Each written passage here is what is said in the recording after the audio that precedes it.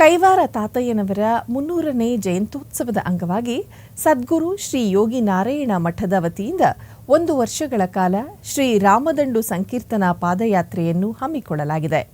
ಈ ನಿಮಿತ್ತ ಚಿಕ್ಕಬಳ್ಳಾಪುರ, ಕೋಲಾರ ಜಿಲ್ಲೆಯ ಭಕ್ತರು ಈ ಪಾದಯಾತ್ರೆಯಲ್ಲಿ ಪಾಲ್ಗೊಳ್ಳಲಿದ್ದಾರೆ. ಪಾದಯಾತ್ರೆ ಅಂಗವಾಗಿ ಚಿಕ್ಕಬಳ್ಳಾಪುರ ಬಂಡಹಳ್ಳಿ ಶ್ರೀ ಮಲ್ಲೆಮ್ಮ ದೇವಿ ದೇವಾಲಯದಲ್ಲಿ ವಿಶೇಷ ಪೂಜೆ ಸಲ್ಲಿಸಿ ಪ್ರಾರಂಭಗೊಂಡ ಪಾದಯಾತ್ರೆಯು ಶೆಟ್ಟಿಗೆರೆ ದೊಡ್ಡ ಕ್ರಾಸ್ ಮಾರ್ಗವಾಗಿ ಮಂಡಿಕಲ್ಲು ಆಂಜನೇಯ ಸ್ವಾಮಿ ದೇವಾಲಯದಲ್ಲಿ ಪಾದಯಾತ್ರೆಯ ಮುಕ್ತಾಯದ ಸಂಕೀರ್ತನೆಯನ್ನು ಸಮರ್ಪಣೆ ಮಾಡಲಾಯಿತು.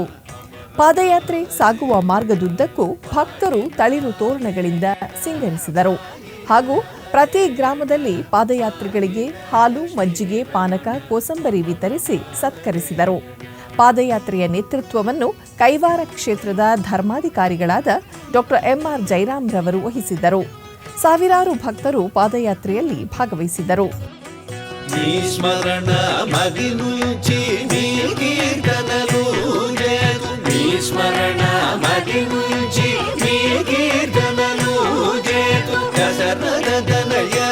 ಜಗದೀಶನ